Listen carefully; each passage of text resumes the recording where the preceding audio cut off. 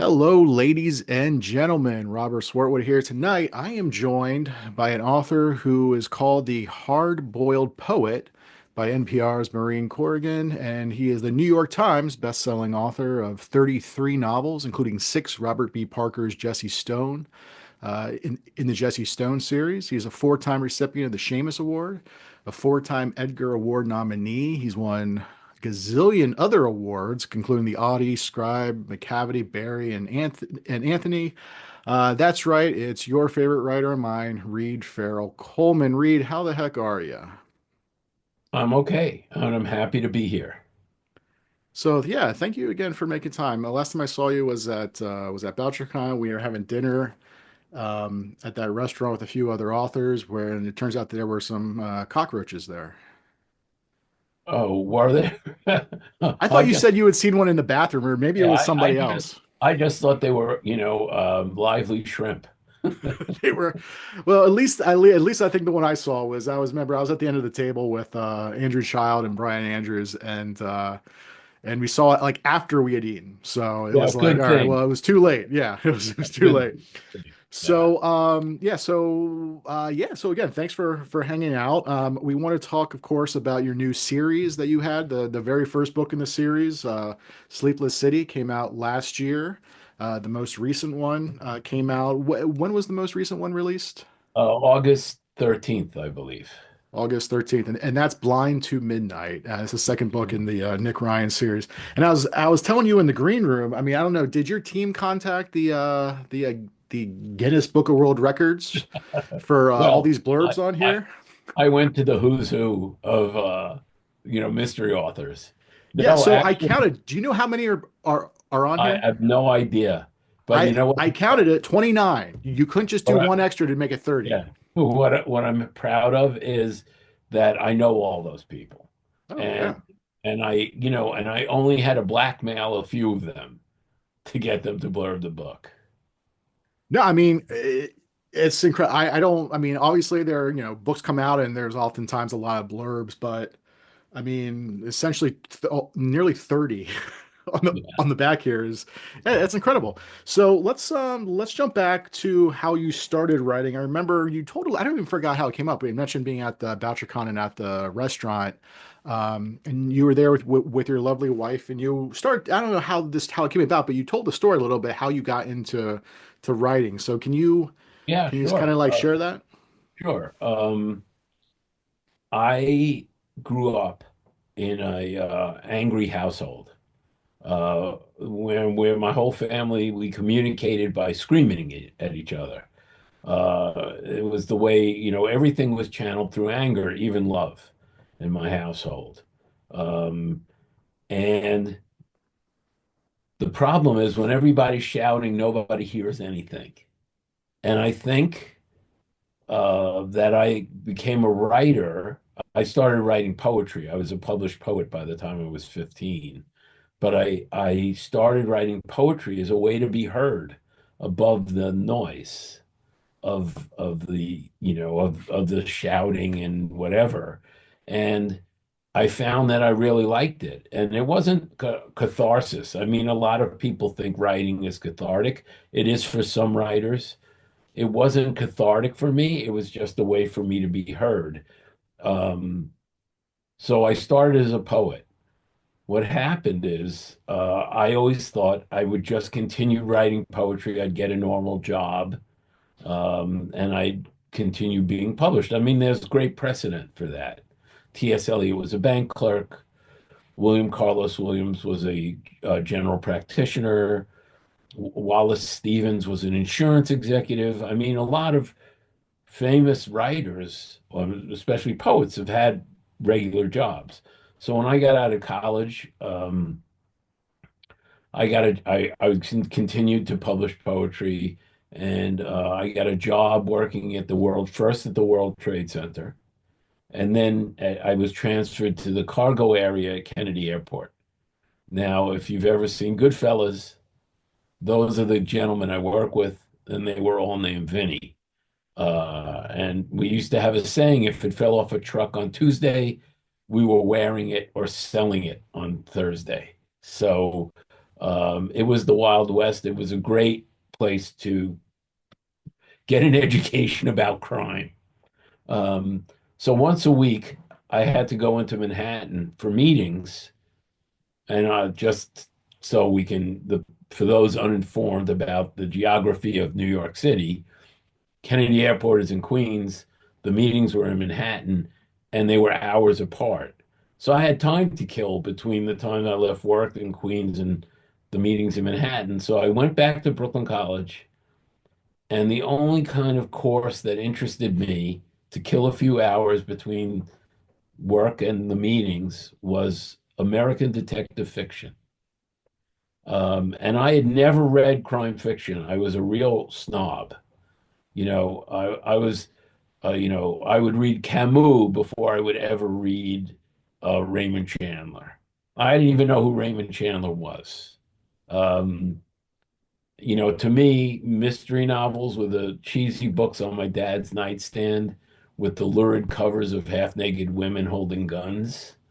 And then I took this class, and the first three books we read were The Continental Op by Dashiell Hammett,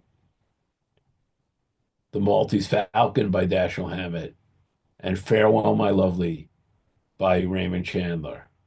And the night we finished discussing Farewell, My Lovely, I came home and I said to my wife, this is what all that writing training was for. All the poetry writing training was for, is I want to quit my job and I want to write novels. And for the second time, she said yes to me. And she has deeply regretted saying yes to me those two times. So that's how I became a crime novelist, is like a typical fool. I thought, gee, I can do this. I can write just like Hammond and Chandler. Um, but here we are, right? 30 plus books later. Yeah, so starting out as a poet, I mean, it's not often. I mean, I've a lot of other authors I've spoken with have dabbled in poetry, but you started off poet. Like, who were you reading at that point? I remember, um, and what type of poetry were you writing? Was it like kind of Stephen Dunn type poetry, or I mean, I don't know. Like, can you kind of I, I, describe? I, I took a lot of poetry in college, right? And so, uh, I read a lot of Victorian poetry, a lot of romantic poetry. It's not what I wrote. I was kind of influenced by the early 20th century poets, Frost and T.S. Eliot and Wallace Stevens, of course, E. E. Cummings. So I was kind of stuck in that world, even though by the time I was in college in the 70s, those kind of poets were kind of frowned upon. Um, the Beats were even the Beats then were not as popular as they are now. Um, so that's what I was kind of stuck in that era, in the, Ezra Pound, T.S. Eliot, Wallace Stevens, E. E. Cummings, that's that kind of stuff. Sylvia Plath. Yeah. And were you publishing that poet? I mean, was it getting Yeah, I was published in published. journals? Yeah, I mean, I one of my claims to fame is that I was published in a journal with Bukowski. Oh, Uh, wow. yeah. But as I like to say, before we get too big-headed about that, there was also a poem in that journal called Judy Jetson, You Bitch. So before I get big-headed about it, poetry journals, what's funny about poetry is you get paid in extra copies. You don't Right. usually pay. So I've always said, if you want to be poor, be a writer. If you want to be destitute, be a poet. Did you ever try to collect the poems at the time to just try to publish them? I know online, I think you have an ebook of some poetry, but Yeah. was there an idea earlier on? I mentioned Stephen Dunn, but I mean, there's a lot of university presses that will publish, books of poetry. Yeah, what happened to me was when I once I started writing crime fiction, I kind of left the poetry behind. I dabble in it occasionally. If someone will ask me to write a poem for a publication, I'll do it. but I've never really seriously thought about collecting my work and bringing it to a university press, though that would be the most likely place it would Yeah. get published. Or how about have you ever considered writing a like a hard-boiled noir novel written in the entire thing in verse? Well, just hold on one second. I'll be right back.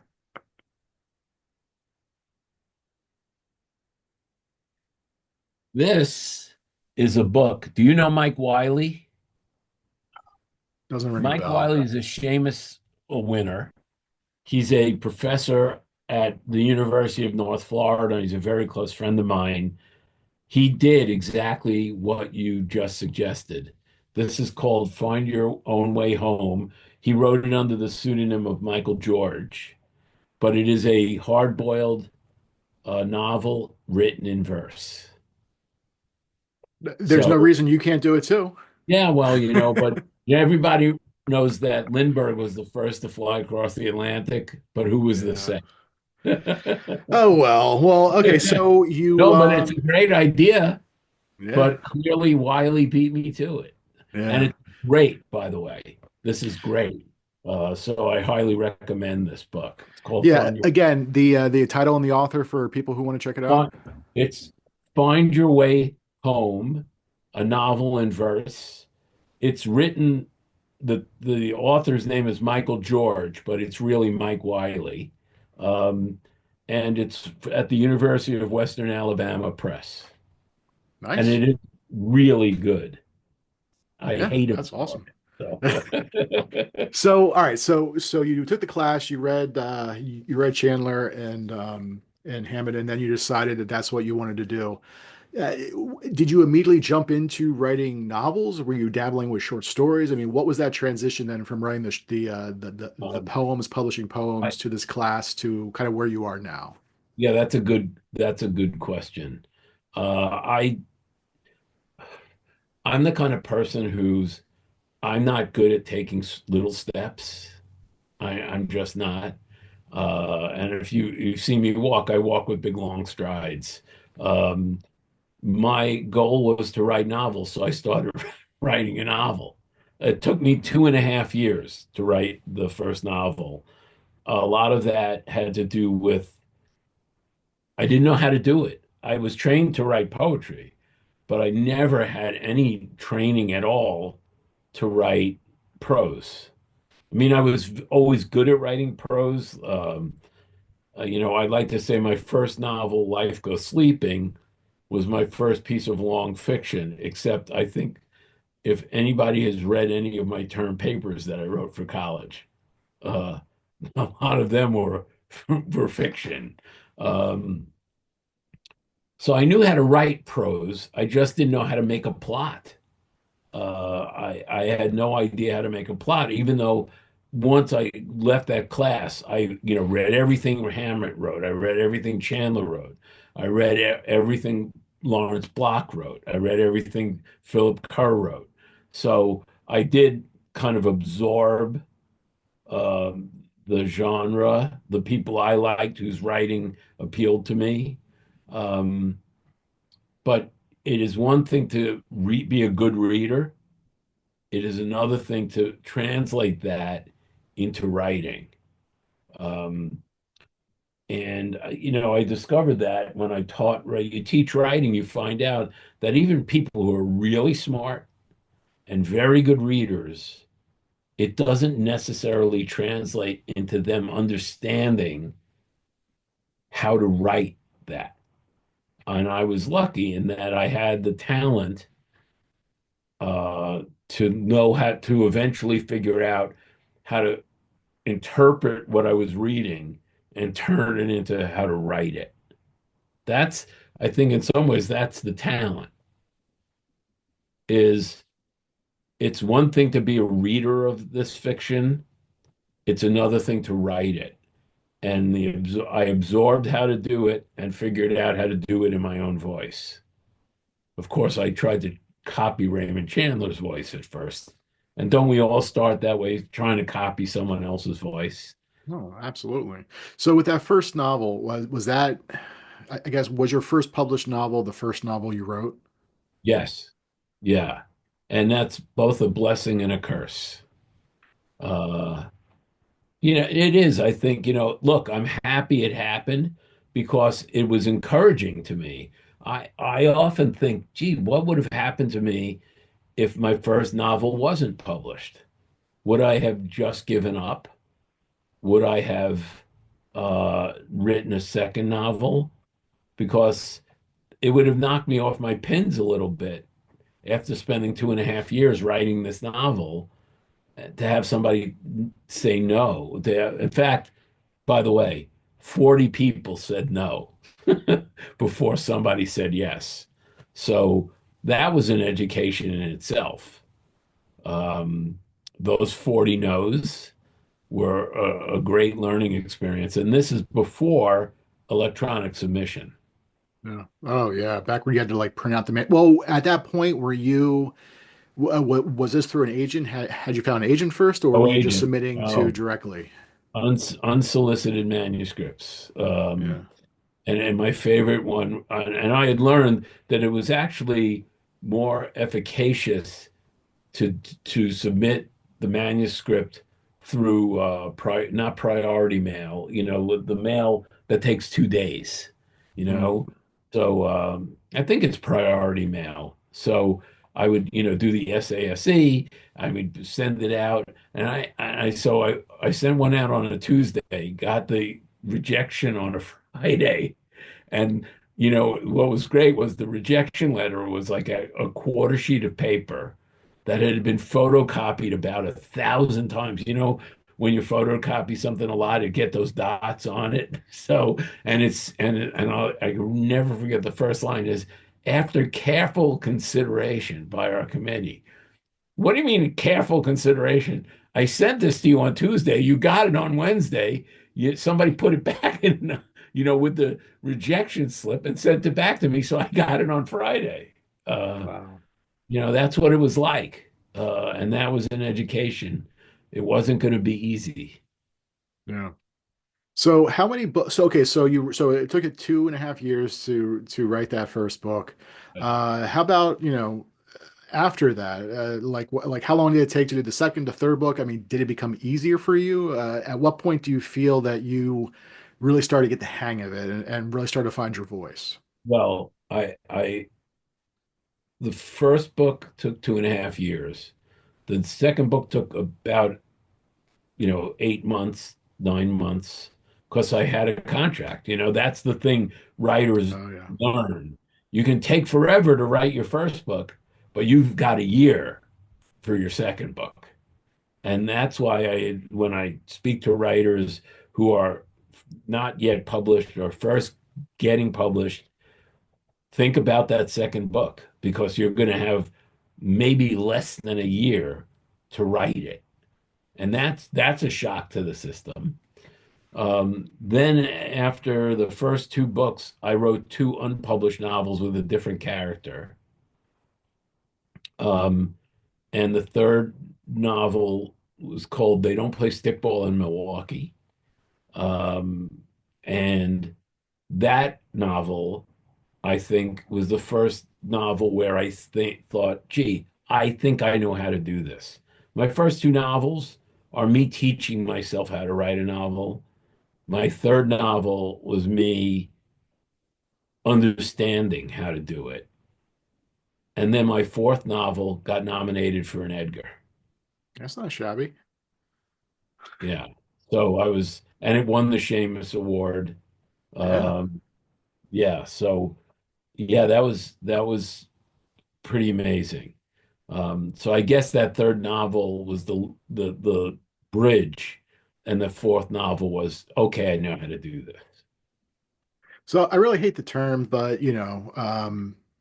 are you a plotter, pantser, or is a hybrid? I mean, how do you typically, Uh, and has that evolved through the years, as you've gone 30 plus books? yeah. I am my pants are shiny from pantsing. Yeah, I'm as big a pantser as you'll ever meet.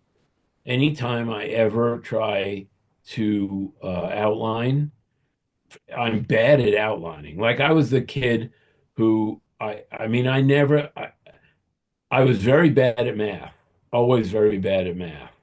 But I was the kid who in every essay got 100% on my essays. And I never, you know how they teach you how to write essays, topic sense. I never needed that. So I've always been bad at outlining because I've never did it. And anytime I've tried to do it, I always feel that I've already written it. Why do I want to write it again? So I don't outline because it doesn't work for me. I would never suggest that people should write like me. Yeah. I'm built this way, so I write this way. But I would never say to somebody, and I despise people who give advice and say there's only one way to do it. There isn't one way to do it. No. No, and like you, I'm not a fan of outlining. I mean, I've had to do it for a few projects here and there, and it's not my favorite. But there is always though the really bad downside of pantsing it, where, and I don't know, like, have you ever run into this where you head in one direction, where you find yourself writing, 5, 6, 7, 10 chapters, and then you get to that point, you realize like, oh shit. I need to go back and just scrap this because this character needs to do this instead back in chapter 25 and head in a completely different direction. I like that. That's what I got out of my system in my first two or three books. In that, I always use this comparison. Do you know about the Winchester House in San Jose, California? No. The daughter of the woman who inherited the Winchester rifle fortune was strange. And she believed that if she ever stopped building her house, she would die. So from every day she inherited that house, she had workers building the house.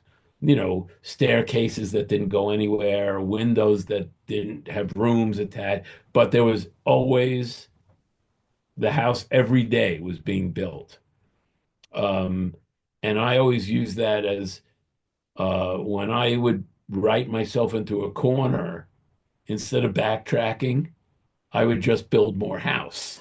uh, so my first two books, the plots are kind of messy, and I realized you have to have some concept as you're writing of where you want to go. Although I never have a concrete, a full, written in stone idea of where books are going. And have never written two books exactly the same. Sometimes I know where they're going to start. Sometimes I know where they're going to end. Sometimes I have a concept of how they'll progress. But, for me, I just trust myself that when I start writing, I know how to do it now so that I'll get to the ultimate goal and write an entertaining book. Yeah. Well, that answered my next question. Yeah, about how if you knew kind of the ending or you just sit down with a character idea in mind. So let's jump to you wrote some Jesse Stone novels for the Robert B. Parker estate. You had mentioned before about reading all these other authors like Lawrence Block. Like, had you read Parker back then? I read some Spencer. I read some Jesse Stone. I was more of a fan of Jesse Stone than I was of Spencer. Yeah. Although I have to say that my friend Ace Atkins did an amazing job at writing Spencer. Um, yeah, I was not a huge Parker fan. Like I told Lawrence Block once that he asked me how I liked writing the Jesse Stone books. And I said, Larry, between you and me, I'd be much more qualified to write Scudder books. And he went like this. He held his pulse and he said, not yet. Well, so Uh, I mean, well, how many books were you in deep before, I guess it was Putnam had reached out, approached you about writing for the Parker estate. oh, how many? I mean, I'd written about 20 books. And that's how I got the gig. So I assumed I got the gig. If you got a minute, I'll tell you this story because it's pretty funny. I'm not going And anywhere. You know how we, as writers, what we do is make up narratives, right? Humans make up narratives for things. So I get offered the gig, and my assumption is, why I was offered the gig was after Bob Parker died. Um, his wife Joan, who is also since passed away, went to Otto Penzler and said, "I'd like to you to have a project that's dedicated to Bob." And Otto got a whole bunch of PI writers and like Dennis Lehane and Lauren Esselman and S.J. Roseanne and me and Ace Atkins together to do essays about Parker, largely about Boston and Spencer. Of course, me, he says, you do Jesse Stone. So and the book is called In Pursuit of Spencer. So I thought, oh, the editor must have read my essay, which got complimented, you know, and that's why they offered me the gig. And I walked into her office the first day after I signed the contract, and I mentioned this to her, and she goes, "I've never read that." She didn't even know the book existed, right? In Yeah. Pursuit of Spencer. She said, "I've always liked your work, and I knew you were available." And so, there's that thing. We create narratives for things, and sometimes they're right, but very often they're wrong. Yeah. Well, so we have a bunch of mutual friends who also write in the Tom Clancy universe for Oh, Putnam as well. And every single one that I've spoken to, they were told coming in, you're not trying to mimic, Clancy's writing style or his voice. Basically write the book that you would write just in his world with his character. So was that the same thing too with the Parker, or like did you feel compelled? I mean, I don't know, like how was that process? Did you feel almost like you wanted to try to mimic Parker, or that, was it that's or an from the beginning? interesting, that's a good question. And here's the honest answer to this is they offer you this gig, right? And of course, you say yes without thinking about it. You say yes. So I said yes. And then I realized, holy shit, I have to actually write these books. How am I going to write these books? I went back and read all of the ones that had been written by Bob and by Michael Brandman, who followed Bob, um, and thought, okay, I've got to do this. So I spoke to three people. I spoke to Ace Atkins because he was writing Spencer, and he gave me some good advice. I spoke to S.J. Roseanne, who had been a kind of mentor to me in the field. And I spoke to my friend Tom Schreck, who's an author who lives in Albany, really interesting guy, big Parker fan, right? Big Parker fan, and he's a very interesting guy. He does animal rescue. He's a New York State Athletic Commission boxing judge, and does drug counseling and teaching. So he's a really fascinating guy. And I know he's a huge Parker fan. So I wanted to get a kind of a guy who's a reader of Parker. And he said the weirdest thing to me. He said, Reed, I'm a huge Elvis Presley fan. And I said, Tom, I love the King, but that's not why I'm talking. He said, listen, I've seen every Elvis impersonator, the best of the best. But there's two things you can never get over. One, they're not Elvis. No matter how good they are, they're not Elvis. And the second is they can never do anything new. So they're trapped, right? And anything they do has to be an imitation. And everything they do is seen as imitation. So the minute he said that to me, and it was a brilliant piece of advice, was I'm going to be honest about who the characters are and stick to what Bob said they were and who they were. But I was not going to try and imitate his voice because anything I would do would always be seen as being an Elvis impersonator. So I didn't come all this way to be an imitator. Um, and I had to find a way to make those books my own and still be true to Bob's vision. and I think I did a good job of that. You had mentioned about outlining. Did the publisher, I mean, how much free reign did they give you, or did they want to see a little bit of an outline, like a page or two before you got started? First, Did you get approval? first, the first book, they wanted me to write 50 pages. So I wrote 50 pages, handed it in. The estate had one thing they definitely wanted me to change.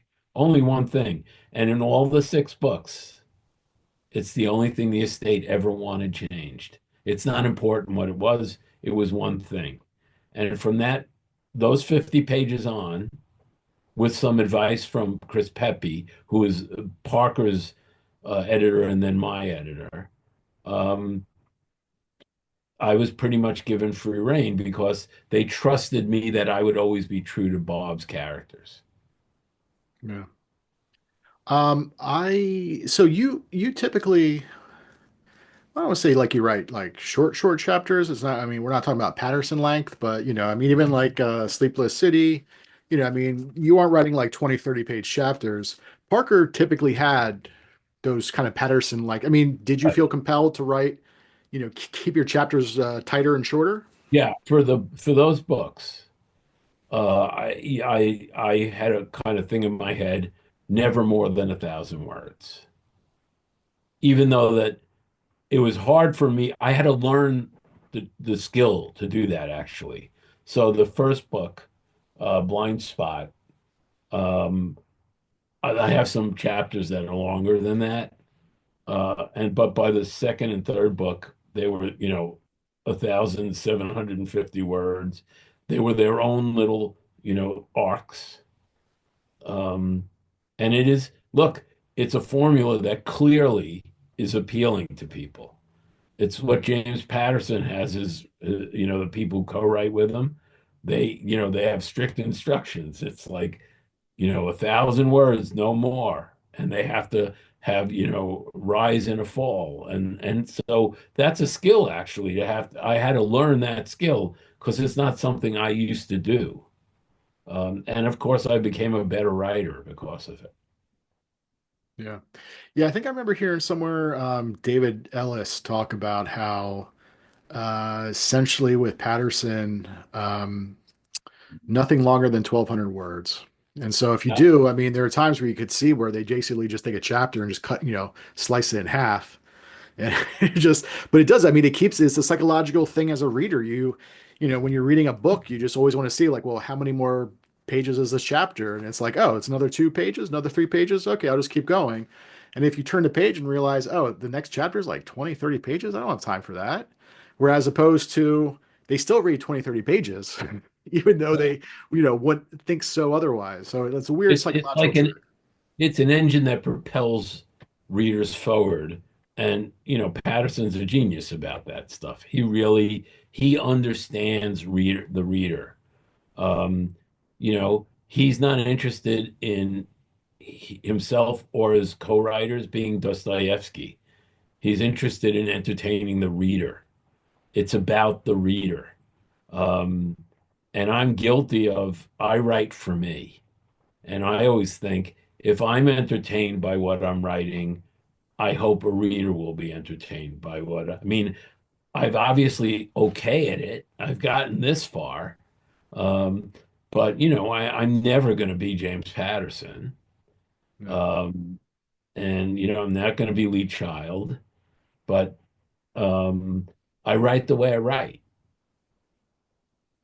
So with going back to poetry, obviously poetry is an art because you are dealing with um just I mean, correct me if I'm wrong, because I mean, I enjoy, poetry here and there. I've never really studied it, but you were you were basically doing the most with as few words as possible. Right. So like did you then take that when with all these books that you've written that same idea where you try to I mean obviously 100,000 word 80,000 word novel you're not going to be able to probably spend the same amount of time really going over every individual line but I mean how much time do you spend on like a line by line surface with these books in terms Yeah, of maybe that's the that's language. funny. As I write, I generally do one draft of a novel, but that one draft I've edited 1,000 times. Like I start every day by rereading what I wrote the day before, sometimes what I wrote the week before, and you know, changing and tweaking. And so by the time I hand in a novel, believe me, it's one draft, but that draft has been changed every day. Every day I write, I change what I wrote the day before. So I'm a vicious self-editor. Yeah, Um, yeah. So it's not like a Nora Roberts vomit draft type thing. So how much no, do you try to write? Do you try to write every single day? And if every day. so, do you usually try to get so many pages in, like a word limit? I mean, or do you feel that, even a paragraph or two, okay, as Like much as I'm going today, to get? let me put it like this. This week, busy week for me. You know, my wife and I are throwing a holiday party on Saturday. Uh, this weekend we went to so we were very busy this week. So if I wrote I wrote today I wrote 2 pages, but yesterday I wrote a paragraph. But you know what? In the 6 months I'll have a book like Yeah, that. I don't need the false, not false, the artificial goal of yeah, X amount of words. I've been doing this so long. I know that there'll be times when I'll do 10 pages in a day or 5 pages in a day, and there'll be days I do a page a day. But I do it every day, so I wind up having a 80 to 100,000 word book in 6 months. yeah. I don't know the exact quote, but I remember I think it was Walter Mosley talked about just thinking about your characters, thinking about your story, thinking about, where they're going to go next. Like that's writing. Even if you don't sit down and type out a page or whatever, like as long as you're the story and the characters are with you and you're still kind of processing things, like that still works. So, You no, know, that's a good point. what's funny is Harlan Coben says that the only thing that counts as writing is writing. That But what's the think definition of writing? right, That's but the think thing. no, that thinking isn't writing. Research isn't writing. Uh, only writing is writing. Literally writing is writing. So it's like everything else. Stephen King says outlining is the last defense of mediocre writers, right? And then you get Jeffrey Deaver, who does like 30 to 100-page single-spaced outlines for a novel. So everybody has their own. That's why I go nuts when someone says there's only one way to do things. Yeah. No, there isn't only one way to do things. So Um, do you find having though a deadline is helpful, whereas opposed to if I've you do never not have a missed a outlet? dead, never missed a deadline in my life. I grew up in a household where if you were 10 minutes early, you were 15 minutes late. Um, you got when you were supposed to be somewhere at a certain time, you were there early. So I've never missed a deadline. Deadlines are helpful because you have an idea of when you have to, get it done, but I don't need a deadline. I have I'm pretty driven that way. Right. Yeah, I guess my question was more of would you without a deadline would you like tinker more and more No, because you would feel no, I'm not one of those people who feels like it's never, a novel's never done. You know, you can go back to a novel and maybe change a line or two or something. That's not me. Like I forget, I'm done with a novel. I usually forget it. When my son, in fact, I wrote a book called Hose Monkey, like under its pseudonym about 25 years ago or 20 years ago. And I had I was working delivering oil, home heating oil. I was driving a truck and delivering home heating oil. And I wrote some books about doing that under a pseudonym. And he went back and read it and thought, wow, this is really good. Um, and I forgot what point I was. thinking. Uh, I really did. It's Well, like when that's I walk okay. in, it's like when I walk in the kitchen and I forget, what am I doing in the kitchen? What did I come in here for? Well, Uh, that's okay, but I want to ask then about pseudonyms because it's always fascinating me because I also write under a pseudonym. What brought on, I mean, was that the only pseudonym you had ever written under, or have you written under other yeah. pseudonyms as well? Uh, I wrote it under the name Tony Spinoza.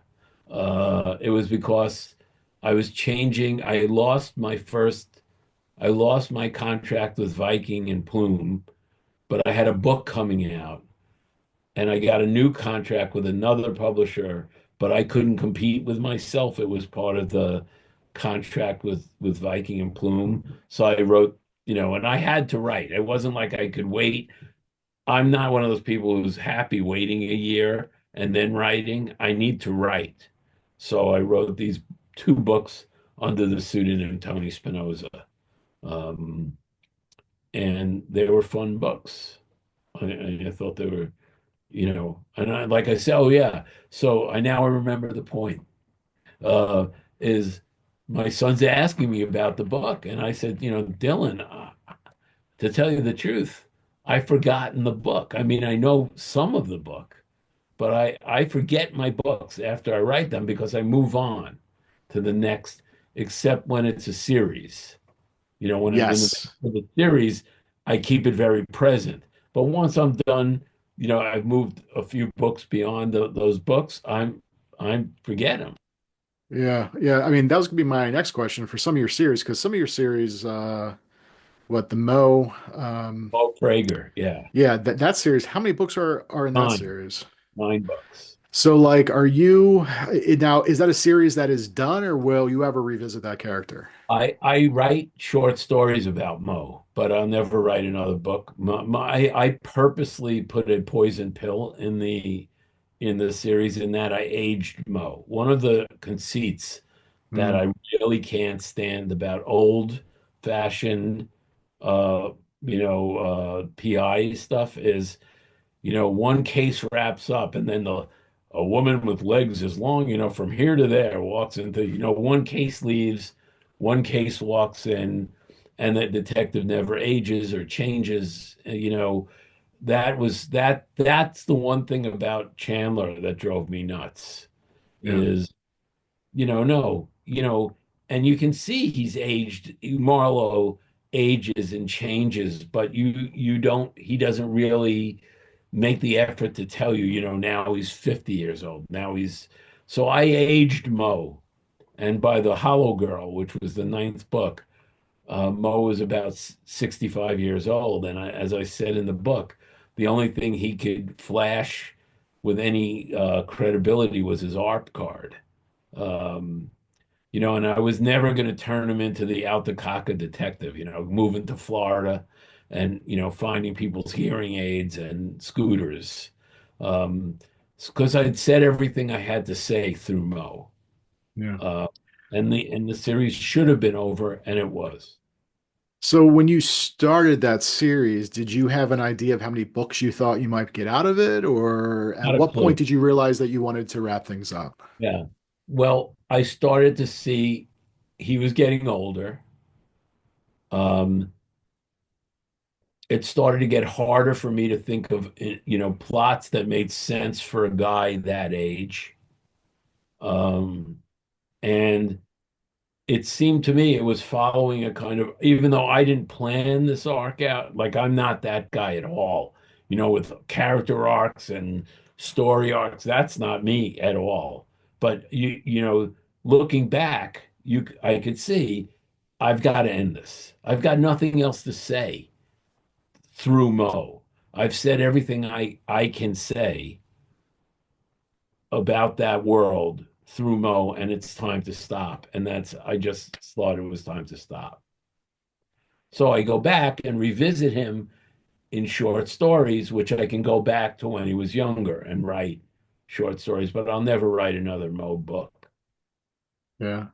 So when you were writing those, like you said, when you write a series, do you keep a little bit of like how do you keep all those characters and storylines from past books is it all in your head? You keep kind of like like a Bible for each series, or I mean, so that you don't like maybe duplicate yourself and like from book two to book seven or anything like that. I did it. I kept it all in my head, to tell you the truth.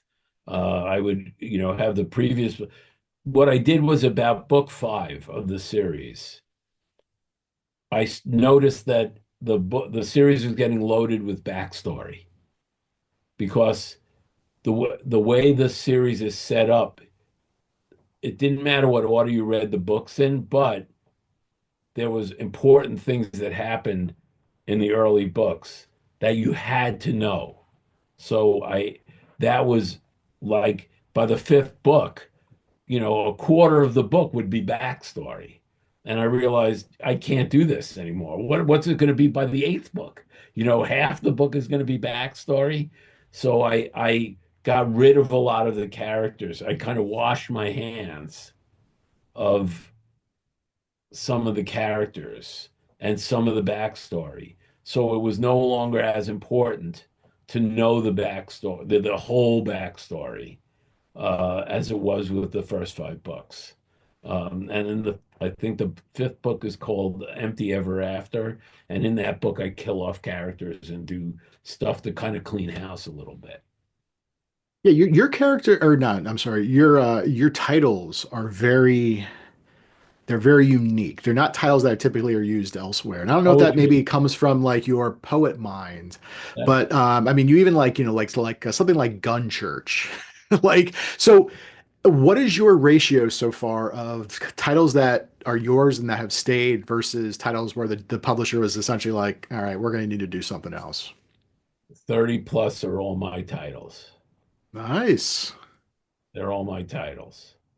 And now I have to say, there's a book going out now that had one title that my agent asked me to change the title, and he was right.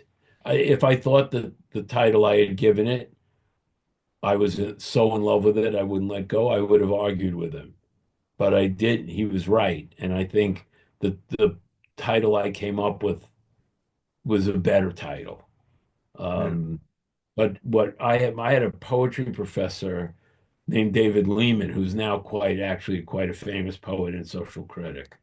Um, and he said, if it's not worth titling, it's not worth writing. So titles have always been, I often start with the title.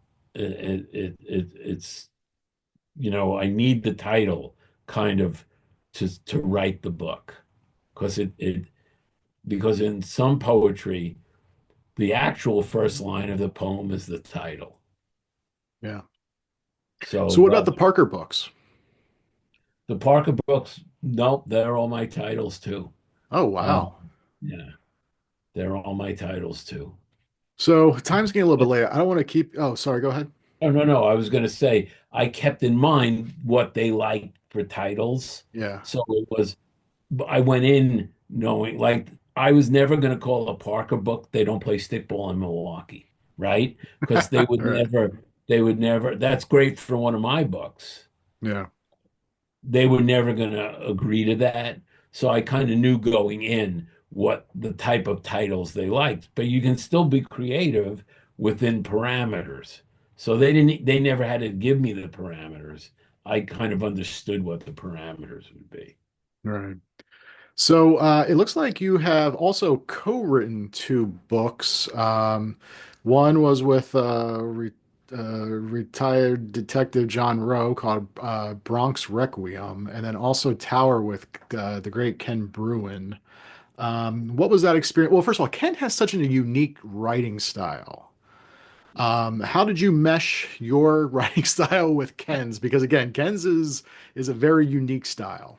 Well, you asked, so you're going to do it. So Ken, we were at I think the Chicago BoucherCon. I think it was 2005, and Ken simply walked up. We did a chapbook of poetry. Ken Bruin, Peter Spiegelman, who's a great author. If you don't know his work, You should, and listeners and viewers should. Um, and Ken Bruin, Peter Spiegelman, and I did a chapbook called The Poetry of Murder, because the three of us started as poets. Um, and at Chicago BoucherCon, we actually had one of the most highly attended. In fact, it was incredible. We did a panel in which we only read our poetry, and it was standing room only, and there were people out in the hallway for this panel. Um, and so after that panel, Ken said to me, "If do you fancy writing a novel with me?" And it was like same thing with Parker is yes. What are you nuts? Of course. Now you got to understand this about Ken. Um, we would do emails, and he would send me emails the length of a toilet paper roll. They would go on and on, and he'd punctuate it like you see it his writing punctuated in his books. So the yards and yards and yards of these emails. So I said, yeah, sure, let's do it. So he goes, okay. And he doesn't mention it again for 6 months. Never mentions it again. I get an email 6 months after Chicago BoucherCon. The email says this: "Have at it, bro," and it's half a book. It's the first half of the book. Doesn't tell me what the book's about. Doesn't give me an idea of how to finish it. Doesn't just have at it, bro. No yards long explanation of how to do this or anything. So I read his half of the book and knew it had to be two characters. He sets it was weird. I had to go by his timeline, his characters, his and I somehow worked out how to do it. And I wrote the second half of the book, the prologue and the epilogue. And we won the Macavity Award for it. So, the book's only in print in an e-version, but it's a book I'm very proud of. It's the hardest thing I ever wrote. So the like, was it written in his typical style? So Oh then yeah. you Oh then had to yeah. copy that style for your section, or how Oh did that well, work? one of the things that was good about the book was it's actually two narratives of two Okay. characters. So I wrote one character's narrative, and he wrote the first character's narrative, and I had to make them align basically. Hmm.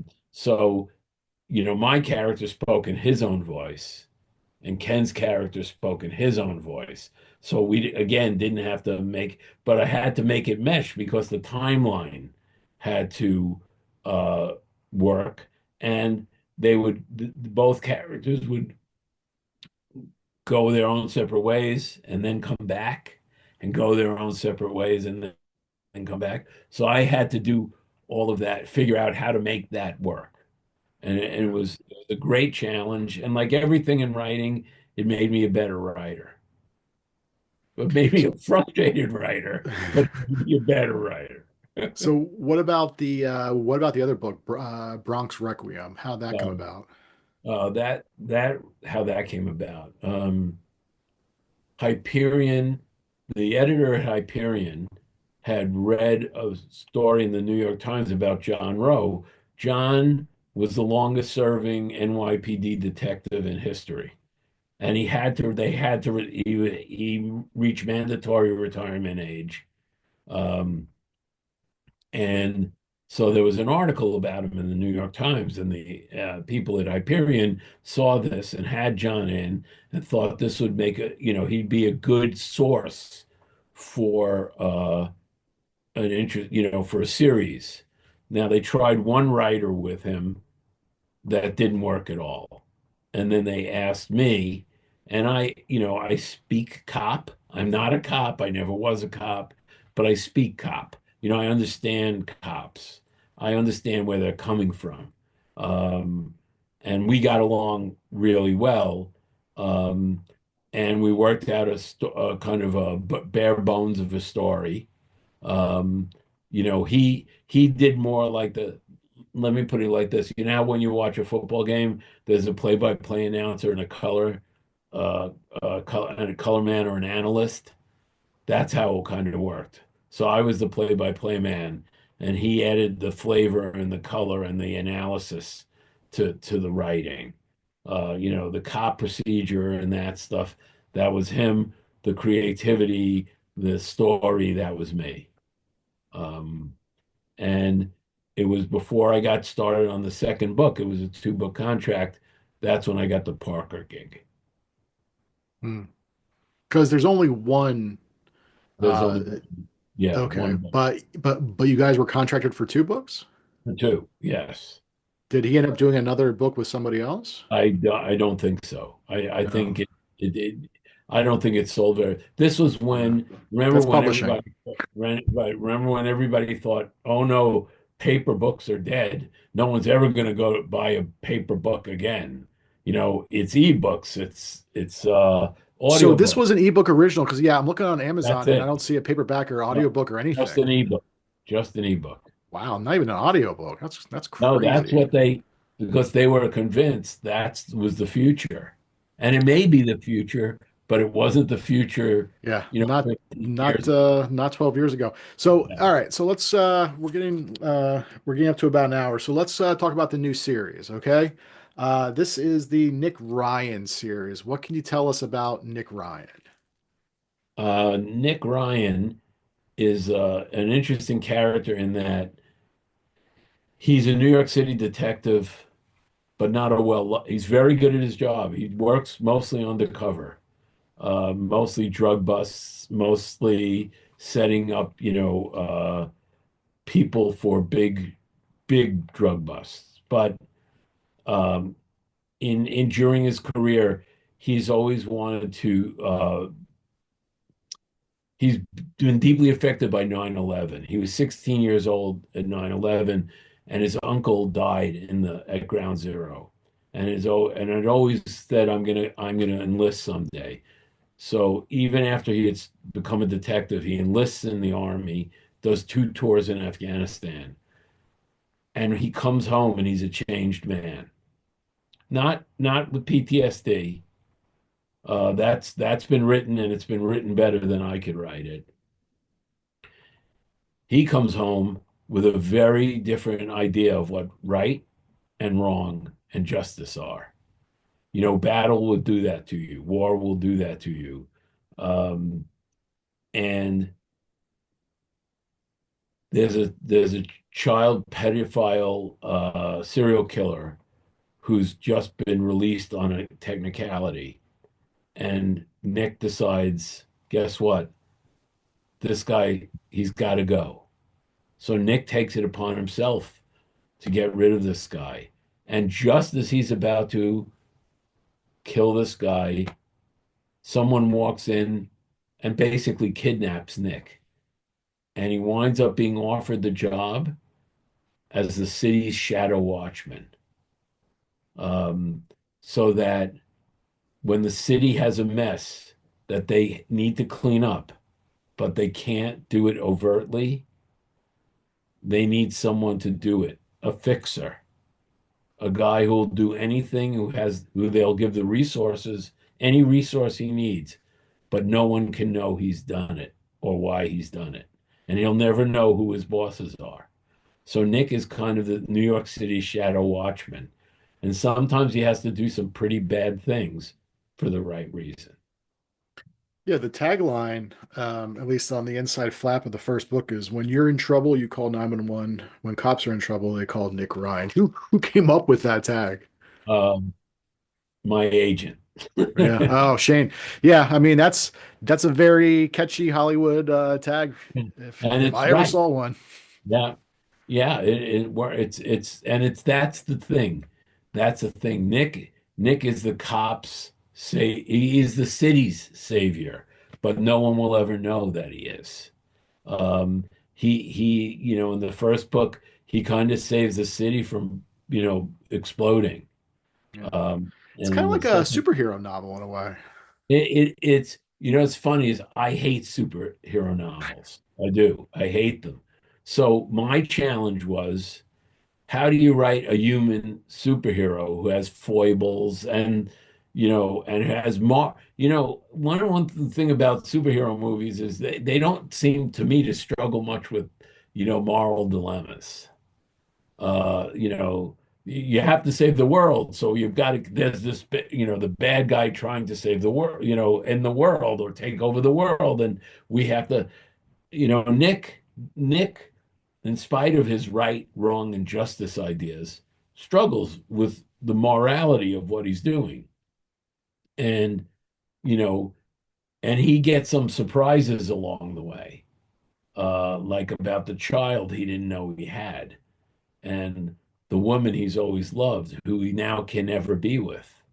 So Nick is a very human kind of superhero. In some ways, he's been likened to Jack Reacher, and in other ways, he's been likened to James Bond, like an urban James Bond. Except, I don't see James Bond struggling much with killing people. Um, I love Lee Child's been great to me. He blurbed the book. Um, but Reacher, I don't think Reacher struggles quite as much with the things that he does as Nick does. And I think that's what makes characters interesting. Not what they're great at, but what they're not great at is what makes interesting characters. Yeah. Yeah, and for people who are on the fence for whatever reason, I mean, some of the blurbs we have on that back for the nearly 30 blurbs, Don Winslow, one of the coolest characters I've ever read. Lee Child, I hope this series runs forever. Do you have an idea now, like how many books this could potentially, like if you could have an infinite book contract, do you have an idea of like, okay, I definitely could probably do at least another three, four, Yeah. five books. Uh, I think the max would be 10, but if you paid me enough, you know, I could extend that. No, I think book to book, really. And it depends on, right now it's a two-book series, and if that's it, that's it. But Yeah. it could be a lot more. It could be about, I'd say it would be hard for me to come up with situations that would suit the, Nick's job more than 10 bucks. I mean, then it would get silly. Then it would get to, Silver Surfer is coming to, Yeah. take over New York. Ace Atkins says part Serpico and Batman. So Yeah. again, with that Wow. Yeah. superhero thing. So so the second book is out, came out earlier this year. Is this a series where you really have to read book one first, or can people read book two and then book Uh, one? I know. I think I've got, the Mo series taught me how to do backstory well. And I don't think you need to necessarily know the origin story to to read the second book. I always think it's better to read both, them in order, but it's not necessary to read them in order. Right. So, like you said, you were not a cop, but you write a lot about people who are cops, or like even in the I'm listening to the audiobook now for Where It Hurts, like the Gus Murphy. I mean, he was a cop. Like, Yeah. what type of research is it? Just like, do you know cops that you like talk to, Yes. or I mean, what type of research do you do for I, these types of books? I know cops. I played pickleball with a cop today. Uh, Pickleball. Boy, I wish they had named it something else. But coleslaw ball. Um, one of the proud things I'm most proud of in my writing is having written 30 plus books, most of which involve cops in one way or another. I've never gotten a letter from a cop or had a cop speak to me, pull me over aside and say, you got it wrong.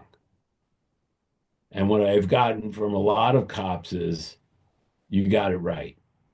You because for me it's I good or bad. I mean, I never write cops that are all good or all bad. It's not like I'm, you know, Blue Lives Matter and they're always right.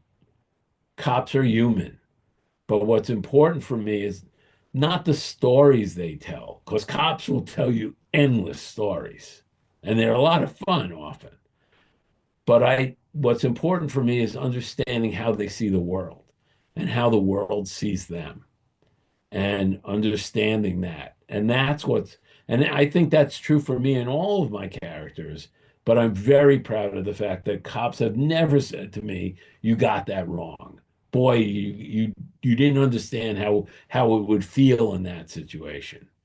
Because I generally understand how they would see things and how they, I mean, that's it. Is if you understand how they see the world and how they understand the world sees them, then you'll write good cops. But I think that's true for any of my characters, understanding how they would see the world and how the world sees them. So do you have any cops read kind of earlier versions of the books to see if there's anything that sticks out that might need to be changed in terms of maybe even like the procedural stuff? Well, you Or, know I what's mean, funny? For me with procedural stuff, if I really have a question, I'll call a yeah. cop friend. But I'm generally good at making fudge. I fudge it. Yeah, we're Uh, fiction writers. We just make it yeah, up. I make shit up. I Yeah. lie for a living. Um, yeah, so So it is, yeah, it is. We are past the hour. So Reed, I appreciate your time, making time to chat. Before you go, is there anything you've read recently, anything you've watched that you've enjoyed that you want to like recommend to people? sure. I'm reading my friend Richard Neer's book now called The Naked Butterfly. It's very good. He's an independent author. He's a host on WFAN, the biggest sports talk radio station in New York. Um, and it's a book called The Naked Butterfly. It's very good. I just finished reading Matt Goldman's next book. Won't be out until April, called The Murder Club. Um, or The Murder Show, excuse me, The Murder Show. And I thought it was great. And what have I watched lately? Say Nothing on Mm, Hulu about the troubles in Northern Ireland. I thought it was quite good. good, good. And yeah, Matt, I'm going to be talking to Matt later. We had already kind of tentatively schedule something for when his new one comes out in the spring. So looking forward to that. So Reed, again, thank you so much for hanging out. It's good to see you as always. The new first book in the new series is, of course, Sleepless City, because I only have the hardcover with me right Yeah. now. Blind to Midnight is the most recent book. They're available obviously in bookstores, ebook, audiobook. They're available everywhere. So and then, oh, Reed, if people want to like, stalk you online, where's the best place to do that? Facebook, and you can write to me at reedcoleman.com. I will answer any email. I've always answered any email I've ever gotten, and I will answer yours. So you want to ask me a question, you want to say nasty shit to me, Do write you to me. do you respond to the occasional unhinged emails? Because I'm sure you get those. I do. Um, one of my majors in college was psychology, and I kind of figured out how to respond to those, because not to respond just encourages them to keep writing. Yeah, Um, so yeah, so I will always respond to people who write to me. So great. yeah, and Well, I'm on Facebook. So awesome. So again, Reed, thank you so much. Everybody go check out Reed's works. He has a lot of them out there. There's definitely a lot of reading to do with Reed stuff. So again, Reed, thanks for hanging out, and we'll see everybody next time. Bye.